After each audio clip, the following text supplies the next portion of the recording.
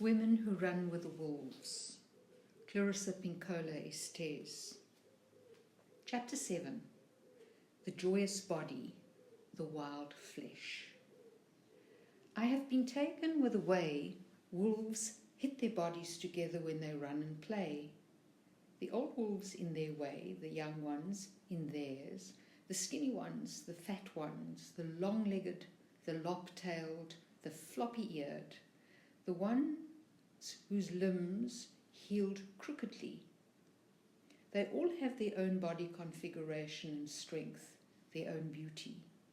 They live and play according to what and who and how they are. They do not try to be what they are not. Up in the Northlands, I watched one old wolf with 3 legs. She was the only one who could fit through a crevice where blueberries were branching. I once saw a grey wolf crouch and leap in such a flash, it left the image of a silver arc in the air for a second afterward. I remember a delicate one, a new mother, still fulsome in the belly, picking her way through the pool moss with the grace of a dancer. Yet, despite their beauty and ability to stay strong, wolves are sometimes talked about in this way. Ah, you are too hungry, your teeth are too sharp, your appetites too interested. Like wolves, women are sometimes discussed as though only a certain temperament, only a certain restrained appetite is acceptable. And too often, added to that is an attribution of moral goodness or badness according to whether a woman's size, height, gait, or shape conform to a singular or exclusionary ideal. When a woman is relegated to moods, mannerisms, and contours that conform to a single ideal of beauty and behavior, they are captured in both body and soul and are no longer free. In the instinctive psyche, the body is considered a sensor, an informational network, a messenger with myriad communication systems, cardiovascular, respiratory, skeletal, autonomic, as well as emotive and intuitive. In the imaginal world, the body is a powerful vehicle, a spirit who lives with us, a prayer of life in its own right. In fairy tales, as personified by magical objects that have superhuman qualities and abilities, the body is considered to have 2 sets of ears, one for hearing in the mundane world, the other for hearing the soul, 2 sets of eyes, one set for regular vision, another for far-seeing, 2 kinds of strength, the strength of the muscles and the invincible strength of the soul.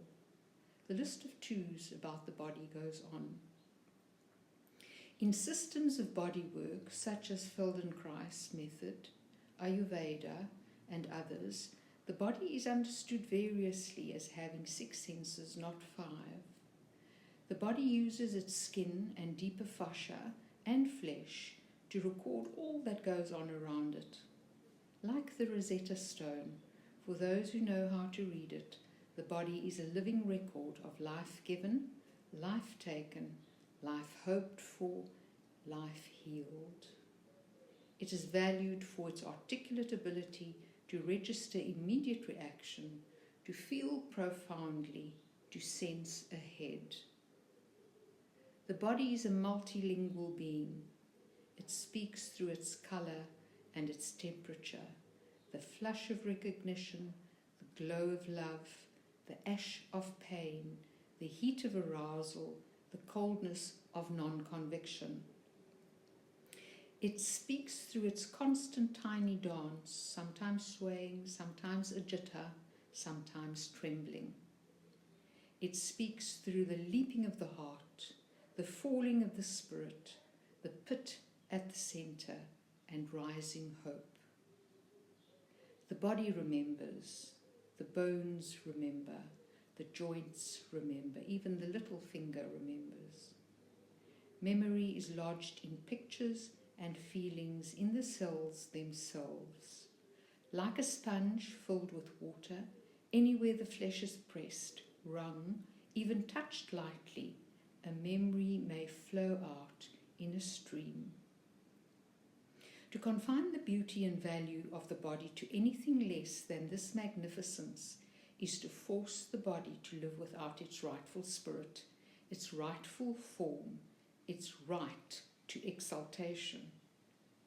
To be thought ugly or unacceptable because one's beauty is outside the current fashion is deeply wounding to the natural joy that belongs to the wild nature.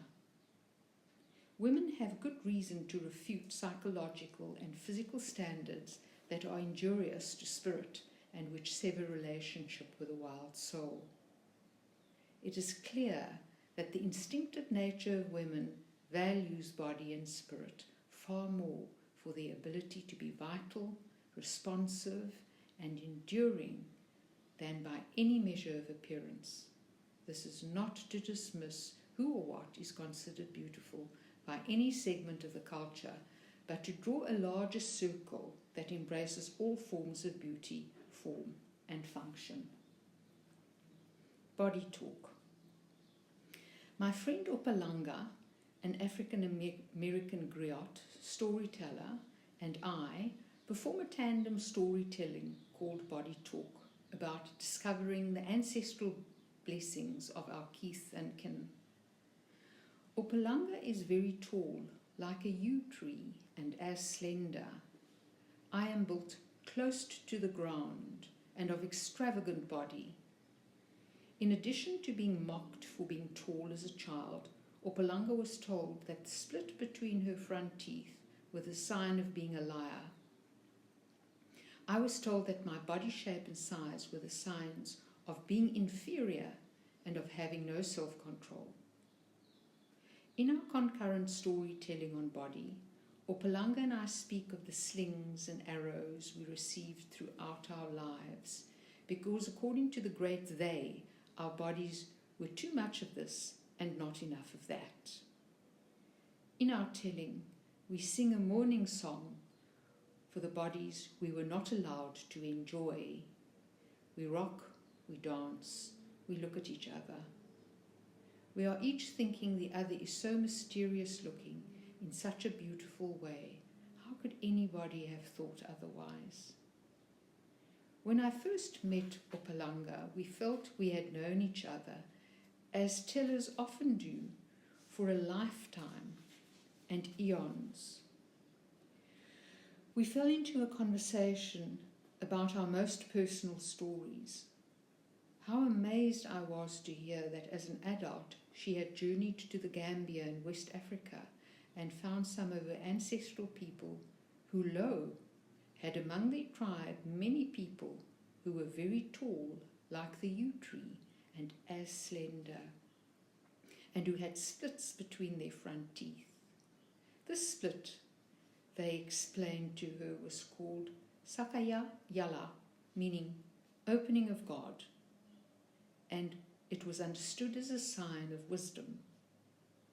How surprised she was when I told her I had also as an adult journeyed to the Isthmus of Tehuantepec in Mexico and found some of my ancestral people who, lo, were a tribe with giant women who were strong, flirtatious, and commanding in their size.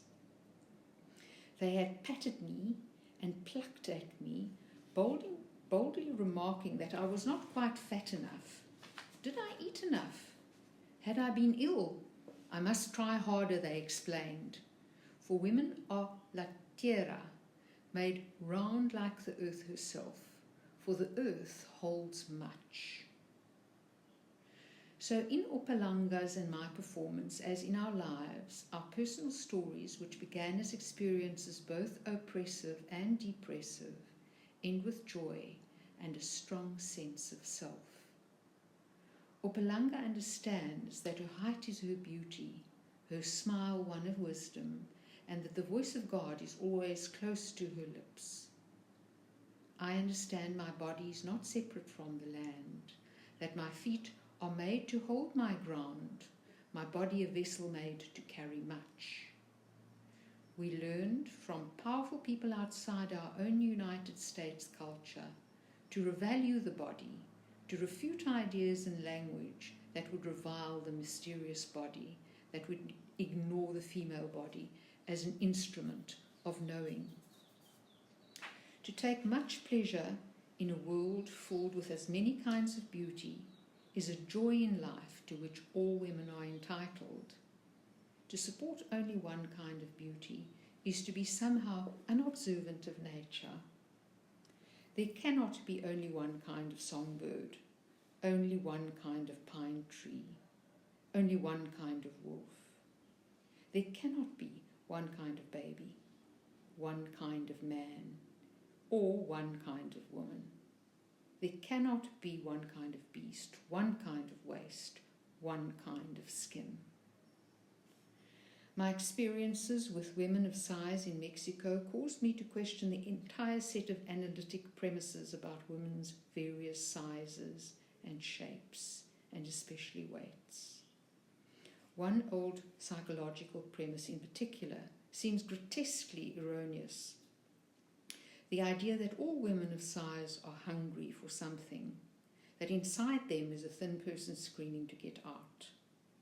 When I suggested the screaming thin woman metaphor to one of the majestic Duana tribeswomen, she peered at me somewhat alarmed. Did I mean possession by an evil spirit? Who would have put such an evil thing inside a woman, she asked. It was beyond her comprehension that a woman would be considered by healers or anyone else to have a screaming woman within because she was naturally big. While compulsive and destructive eating disorders that distort body size are real and tragic, they are not the norm for most women. Women who are big or small, wide or narrow, short or tall, are most likely to be so simply because they inherited the body configuration of their kin. If not their immediate kin, then those a generation or two back. To malign or judge a woman's inherited physicality is to make generation after generation of anxious and neurotic women. To make destructive and exclusionary judgments about a woman's inherited form robs her of several critical and precious psychological and spiritual treasures. It robs her of pride in the body type that was given to her by her own ancestral lines. If she is taught to revile this body inheritance, she is immediately slashed away from her female body identity with the rest of the family.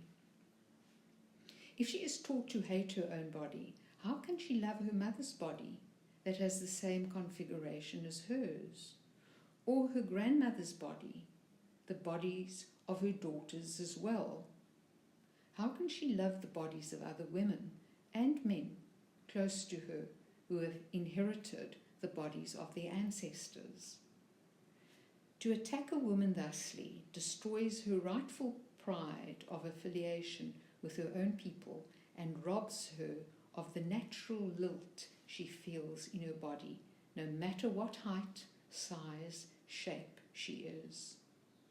In essence, the attack on women's bodies is a far-reaching attack on the ones who have gone before her as well as the ones who will come after her.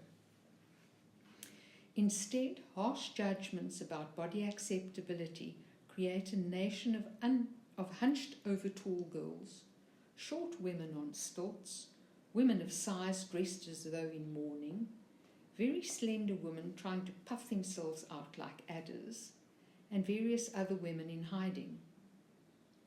Destroying a woman's instinctive affiliation with her natural body cheats her of confidence. It causes her to perseverate about whether she is a good person or not, and bases her self-worth on how she looks instead of who she is. It pressures her to use up her energy worrying about how much food she consumes or the readings on the scale and tape measure. It keeps her preoccupied, colours everything she does, plans, and anticipates. It is unthinkable in the instinctive world that a woman should live preoccupied by appearance this way. It makes utter sense to stay healthy and strong, to be as nourishing to the body as possible. Yet I would have to agree there is in many women a hungry one inside. But rather than hungry to be with a certain size, shape or height, rather than be hungry to fit the stereotype, women are hungry for basic regard from the culture surrounding them. The hungry one inside is longing to be treated respectfully, to be accepted, and in the very least, to be met without stereotyping. If there really is a woman screaming to get out, she is screaming for cessation of the disrespectful projections of others onto her body, her face, her age. The pathologizing of variation in women's bodies is a deep bias endorsed by many psychological theorists, most certainly by Freud. For instance, in his book on his father, Sigmund, Martin Freud relates how the entire family actively disliked and ridiculed stout people. The reasons for Freud's views are beyond the scope of this work. However, it is difficult to understand how such an attitude would assist a balanced viewpoint towards women's bodies.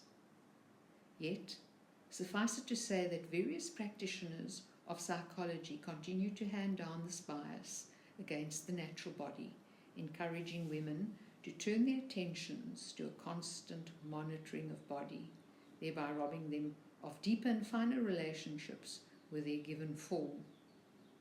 Angst about the body robs a woman in large share of her creative life and her attention to other things. This encouragement to begin trying to carve her body is remarkably similar to the carving burning, peeling off layers, stripping down to the bones the flesh of the earth itself.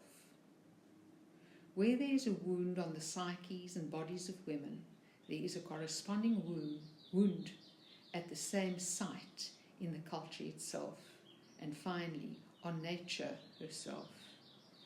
In a true holistic psychology, all worlds are understood as interdependent, not as separate entities. It is not amazing that in our culture there is an issue about carving up a woman's natural body, that there is a corresponding issue about the carving up the landscape, and yet another about carving up the culture into fashionable parts as well. Although a woman may not be able to stop the dissection of culture and lands overnight, she can stop doing so to her own body. The wild nature would never advocate the torture of the body, culture, or land. The wild nature would never agree to flog the form in order to prove worth, prove control, prove character, be more visually pleasing, more financially valuable. A woman cannot take the culture more aware by saying change, but she can change her own attitude toward herself, thereby causing devaluing projections to glance off. She does this by taking back her body, by not forsaking the joy of her natural body, by not purchasing the popular illusion that happiness is only bestowed on those of a certain configuration or age, by not waiting or holding back to do anything, and by taking back her real life and living it full bore, all stops out.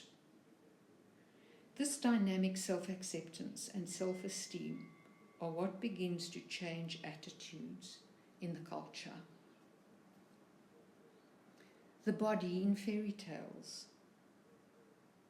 There are many mythos and fairy tales that describe the frailties and wildness of the body.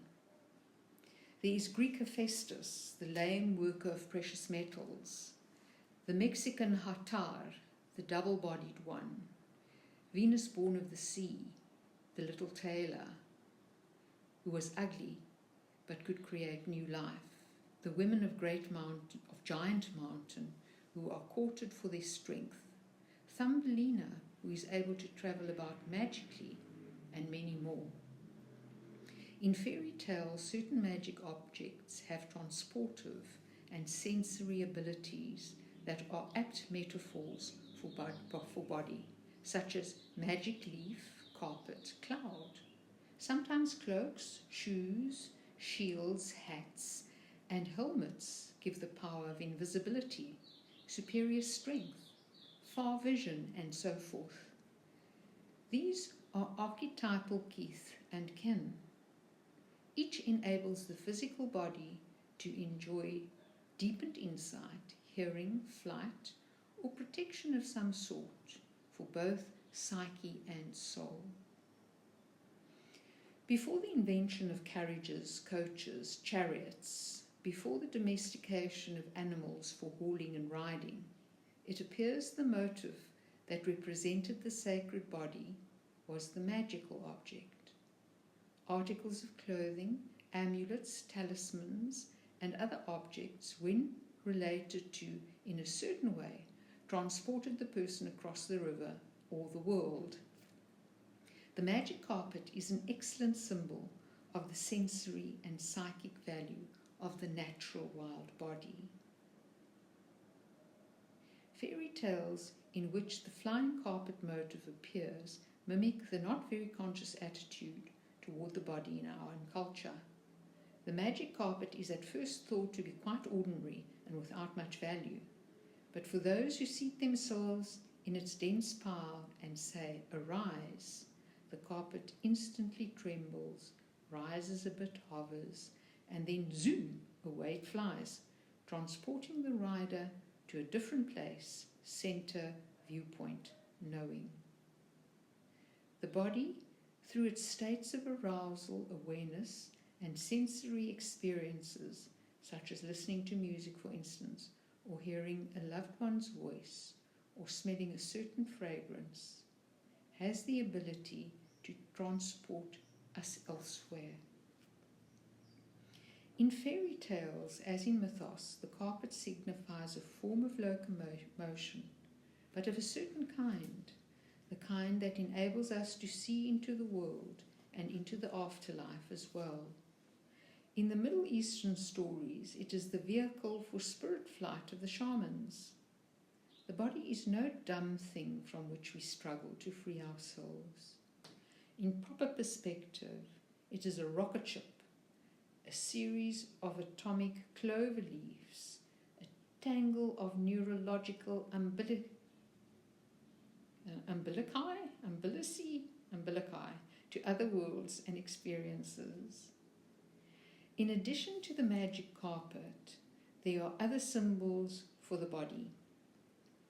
One story in particular illustrates three. This tale was given to me by Fatah Kelly. It is simply called The Tale of the Magic Carpet.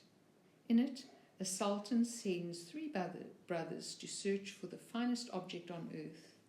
Whichever brother is deemed to have found the ultimate treasure will win an entire kingdom. One brother searches and brings back an ivory wand through which one can see into whatever one wishes. One brother brings back an apple whose smell can cure any affliction. The third brother brings back a magic carpet that can transport a person anywhere simply by his thinking of the place. So which is the greater, asks the Sultan? The ability to see far, the ability to heal and recover, or the ability for spirit flight? By turn, each brother glorifies the object he has found. Yet the Sultan finally waves his hand and proclaims, none of these is greater than the other, for without one the others would be of no use. And the kingdom is given in equal shares to each brother. Embedded in this tale are potent images that allow us to imagine what a true aliveness of the body really is. This tale and others like it, describe the fabulous powers of intuition, insight, sensory healing, and the rapture hidden in the body. We tend to think of body as this other that does its thing somewhat without us, and that if we treat it right, it will make us feel good. Many people treat their bodies as if the body is a slave, or perhaps they even treat it well, but demand it follow their wishes and whims, as though it were a slave nonetheless.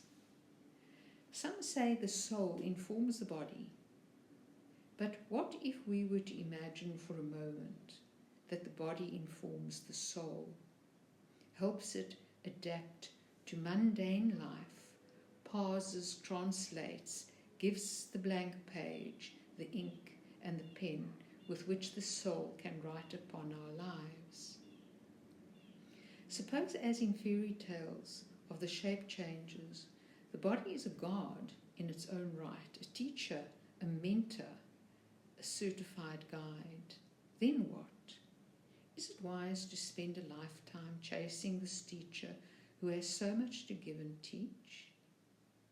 Do we wish to spend a lifetime allowing others to detract from our bodies, judge them, and find them wanting? Are we strong enough to refute the party line and listen deep, listen true to our body as a powerful and holy being? The idea in our culture of body souling a sculpture is wrong. Body is not marble. That is not its purpose.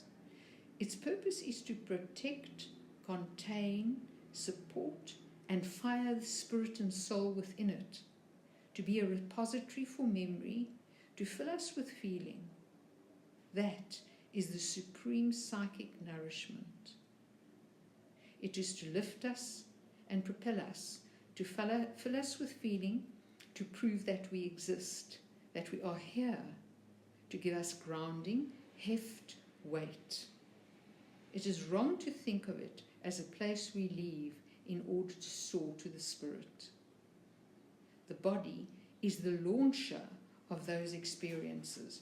Without the body, there would be no sensations of crossing thresholds. There would be no sense of lifting, no sense of height, weightlessness. All that comes from the body.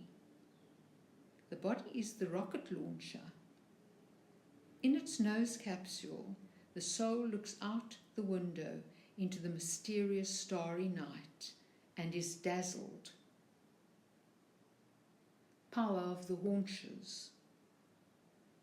What constitutes a healthy body in the instinctual world?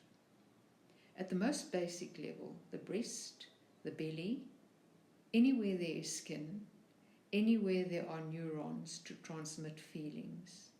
The issue is not what shape, what size, what color, what age, but does it feel? Does it work as it is meant to? Can we respond? Do we feel a range, a spectrum of feeling? Is it afraid, paralyzed by pain or fear, anesthetized by trauma? Or does it have its own music? Is it listening, like Borbo, through the belly? Is it looking with its many ways of seeing? I had 2 watershed experiences when I was in my early 20s, experiences that went against everything I had been taught about body up to then. While at a woman's week-long workshop, and at night at the fire near the hot springs, I saw a naked woman of about 35. Her breasts were emptied out by childbearing, her belly striated from birthing children. I was very young, and I remember feeling sorry for the assaults on her fair and thin skin. Someone was playing maracas and drums, and she began to dance. Her hair, her breasts, her skin, her limbs all moving in different directions. How beautiful she was, how vital. Her grace was heartbreaking. I had always smiled at that phrase, fire in her loins. But that night I saw it. I saw the power in her haunches. I saw what I had been taught to ignore, the power of a woman's body when it is animated from the inside. Almost 3 decades later, I can still see her dancing in the night, and I am still struck by the power of her body. The second awakening involved a much older woman. Her hips were, according to common standard, too pear-shaped, her bosom very tiny in comparison, and she had thin purply little veins all over her thighs, a long scar from serious surgery going around her body from ribcage to spine in the manner in which apples are peeled. Her waist was perhaps 4 hands wide. It was a mystery then why the men buzzed about her as though she were honeycomb. They wanted to take a bite out of her pear thighs. They wanted to lick that scar, hold that chest, lay their cheeks upon her spidery veins. Her smile was dazzling, her gait so beautiful, and when her eyes looked, they truly took in what they were looking at.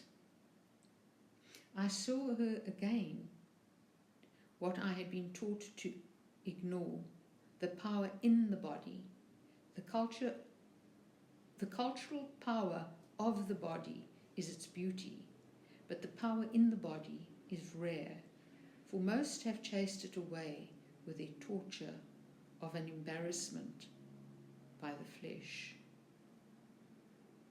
It is in this light that the wildish woman can inquire into the numinosity of her own body and understand it is not a dumbbell that we are sentenced to carry for life, nor not as a beast of burden, pampered or otherwise, who carries us around for life, but a series of doors and dreams and poems through which we can learn and know all manner of things. In the wild psyche, body is understood as a being in its own right, one who loves us, depends on us, one to whom we are sometimes mother and who sometimes mother to us. La Mariposa, butterfly woman. To tell you about the power of the body in another way, I have to tell you a story, a true, rather long story. For years, tourists have thundered across the great American desert, hurrying through the spiritual circuit, Monument Valley, Chaco Canyon, Mesa Verde, Cayenta, Kings Canyon, Painted Desert, and Canyon de Chile. They peer up the pelvis of the Mother Grand Canyon, shake their heads, shrug their shoulders and hurry home, only to again come charging across the desert the next summer, looking some more, watching some more. Underneath it all is the same hunger for numinous experience that humans have had since the beginning of time. But sometimes this hunger is exacerbated, for many people have lost their ancestors. They often do not know the names of those beyond their grandparents. They have lost in particular the family stories. Spiritually, this situation causes sorrow and hunger. So many are trying to recreate something important for soul's sake. For years, tourists have come also to pay a big, dusty mesa in the middle of nowhere, New Mexico. Here the Anasazi, the ancient ones, once called to each other across the mesas. A prehistoric sea, it is said, carved the thousands of grinning, leering, and moaning mouths and eyes into the rock walls there. The Navajo, Jicarilla, Apache, Southern Ute, Hopi, Zuni, Santa Clara, Santa Domingo, Laguna, Picurus, Desuke, all these desert tribes come together here. It is here that they dance themselves back into lodgepole pine trees, back into deer, back into eagles. And Katsasinas, powerful spirits. And here too come visitors, some of whom are very starved of their own genomyths, detached from the spiritual placenta. They have forgotten their ancient gods as well. They come to watch the ones who have not forgotten. The road up to Pei was built for horse hooves and moccasins, but over time automobiles became more powerful, and now locals and visitors come in all manner of cars, trucks, convertibles and vans. The vehicles all whine and smoke up the road in a slow, dusty parade. Everyone parts trocky-mocky, willy-nilly, on the lumpy hillocks. By noon, the edge of the mesa looks like 1,000-car pile-up. Some people park next to 6-foot-tall hollyhocks, thinking they will just knock over the plants to get out of their cars. But the 100-year-old hollyhocks are like old iron women. Those who park next to them are trapped in their cars. The sun turns to a fiery furnace by midday. Everyone trudges in hot shoes, burdened with an umbrella in case it rains. It will. And an aluminium folding chair in case they tire.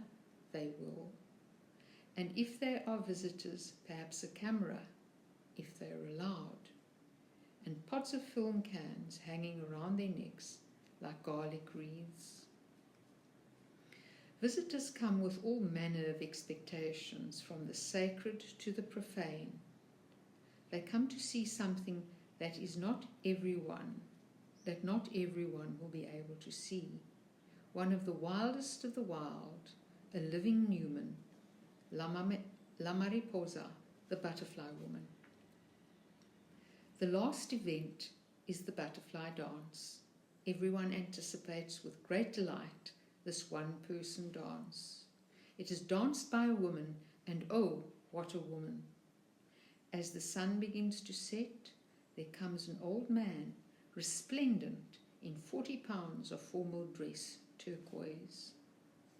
With a loudspeaker squawking like a chicken espying a hawk, he whispers into the 1930s chrome microphone. And our next dance is gonna be the butterfly dance. He limps away on the cuffs of his jeans. Unlike a ballet recital, where the act is announced, the curtains part, and the dancers wobble out, here at Pei, as at other tribal dances, the announcement of the dance may precede the dancer's appearance by anywhere from 20 minutes to forever. Where's the dancer? Tidying up the camper, perhaps? Air temperatures over 100 degrees are common, so last-minute repairs to sweat-streaked body paint are needed. If a dance belt, which belonged to the dancer's grandfather, breaks on the way to the arena, the dancer would not appear at all, for the spirit of the belt would need to rest. Dancers delay because a good song is playing on Tony Lujan's Indian Hour, on Radio Taos, KKIT, after Kit Carson. Sometimes a dancer does not hear the loudspeaker and must be summoned by a footrunner. And then always, of course, the dancer must speak to all relatives on the way to the arena, and most certainly stop to allow the little nephews and nieces a look. How awed the little children are to see a towering Katsina spirit who looks suspiciously, a little at least like Uncle Toma, or a corn dancer who seems to strongly resemble Aunt Yazi.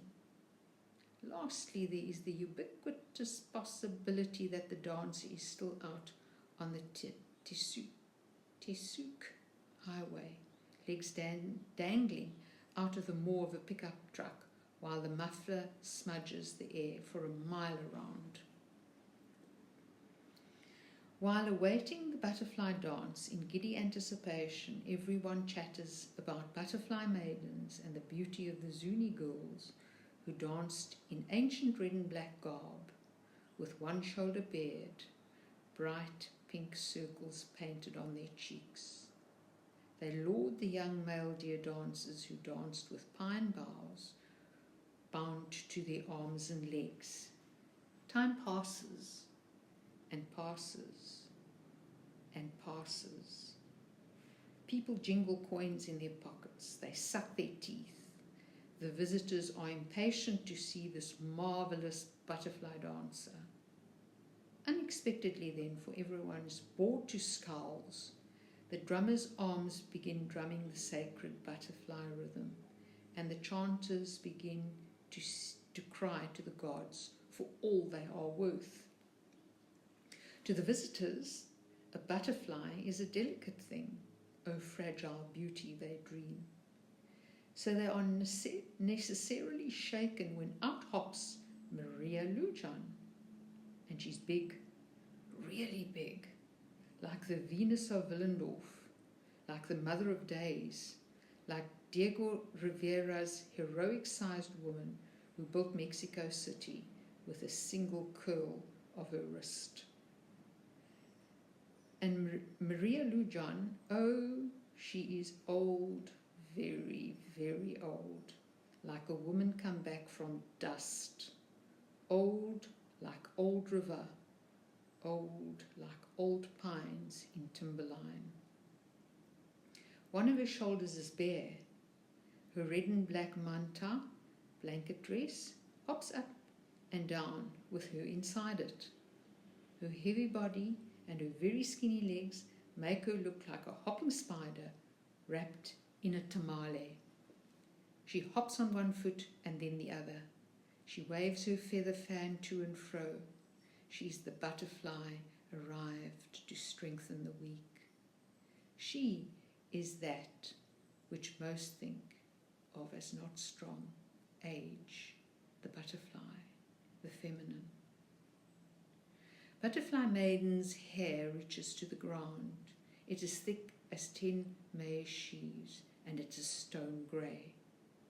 And she wears butterfly wings, the kind you see on little children who are being angels in school plays.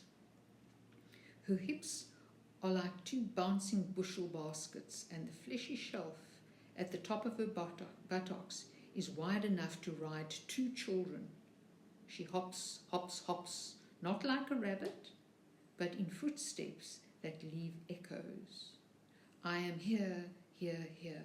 I am here, here, here. Awaken you, you, you. She sways her feather fan up and down, spreading the earth and the people of the earth with the pollinating spirit of the butterfly. Her shell bracelets rattle like snake. Her bell garters tinkle like rain. Her shadow with its big belly and little legs dances from one side of the circle to the other. Her feet leave little puffs of dust behind. The tribes are reverent, involved, but some visitors look at each other and murmur, "What is this? This is the butterfly maiden." They are puzzled, some even disillusioned. They no longer seem to remember that the spirit world is a place where wolves are women, bears are husbands, and old women of lavish dimensions are butterflies. Yes, it is fitting that wild woman, butterfly woman, is old and substantial, for she carries the thunder world in one breast, the underworld in the other. Her back is the curve of the planet Earth, with all its crops and foods and animals. The back of her neck carries the sunrise and the sunset. Her left thigh holds all the lodgepoles, her right thigh all the she-wolves of the world. Her belly holds all the babies that will ever be born. Butterfly maiden is the female fertilizing force, carrying the pollen from one place to another. She cross-fertilizes, just as the soul fertilizes mind with night dreams, just as archetypes fertilize the mundane world. She is the center. She brings the opposites together by taking a little from here and putting it there. Transformation is no more complicated than that. This is what she teaches. This is how the butterfly does it. This is how the soul does it. Butterfly woman means the erroneous idea that transformation is only for the tortured, the saintly, or only for the fabulously strong. The self need not carry mountains to transform. A little is enough. A little goes a long way. A little changes much. The fertilizing force replaces the moving of mountains. Butterfly maiden pollinates the souls of the earth. It is easier than you think, she says. She is shaking her feather fan and she's hopping, for she is spilling spiritual pollen all over the people who are there. Native Americans, little children, visitors, everyone. She is using her entire body as a blessing, her old, frail, big, short-legged, short-necked, spotted body. This is woman connected to her wild nature, the translator of the instinctual, the fertilizing force, the mender, the rememberer of old ideas. She is la voz mythologica. She is wild woman personified. The butterfly dancer must be old because she represents the soul that is old. She is wide of thigh and broad of rump because she carries much.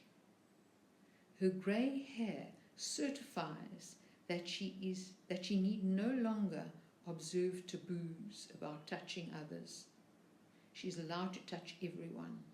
Boys, babies, men, women, girl children, the old, the ill, and the dead. The butterfly woman can touch everyone. It is her privilege to touch all at last. This is her power. Hers is the body of la mariposa, the butterfly. The body is like an earth. It is a land unto itself.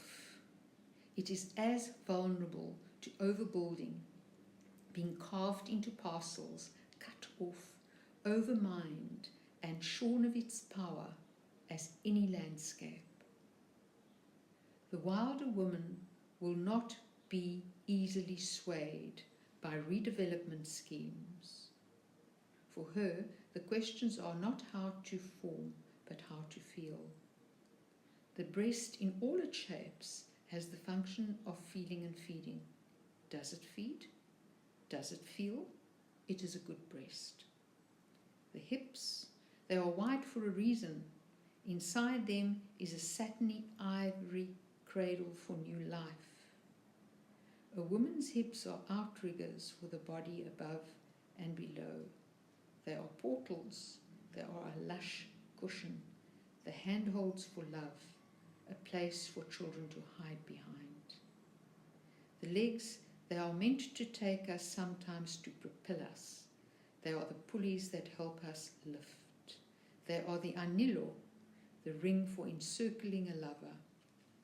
They cannot be to this or to that. They are what they are. There is no supposed to be in bodies. The question is not size of shape or years of age, or even being two of everything, for some do not.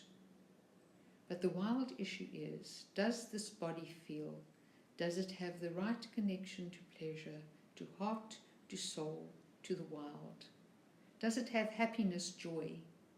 Can it in its own way move, dance, jiggle, sway, thrust?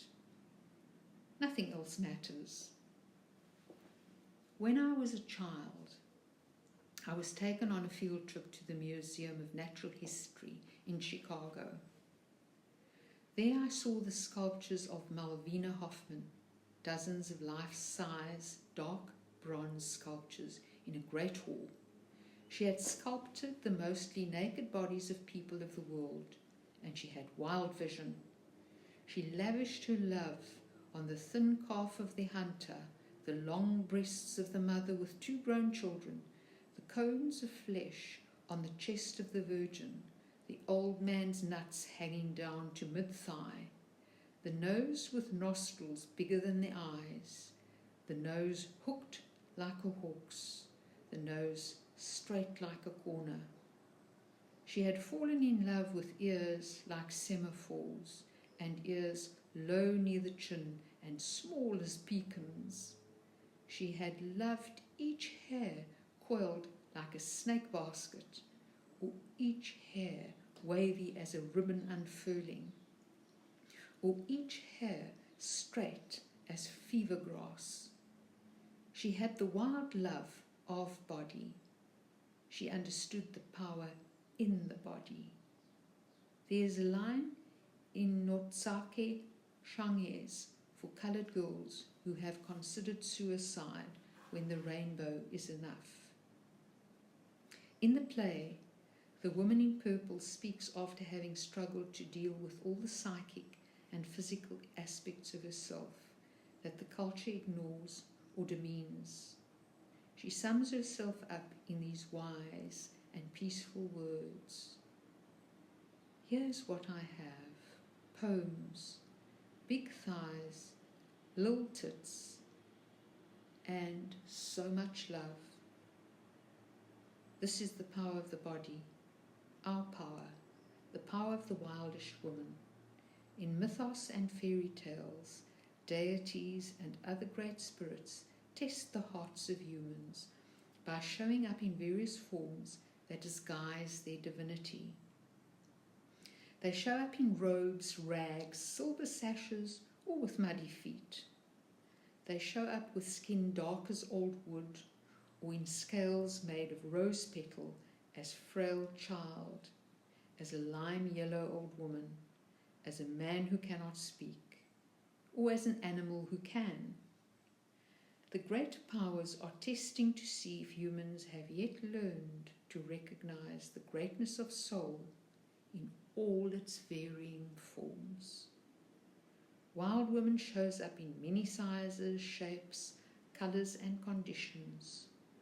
Stay awake so you can recognize the wild soul in all its many guises.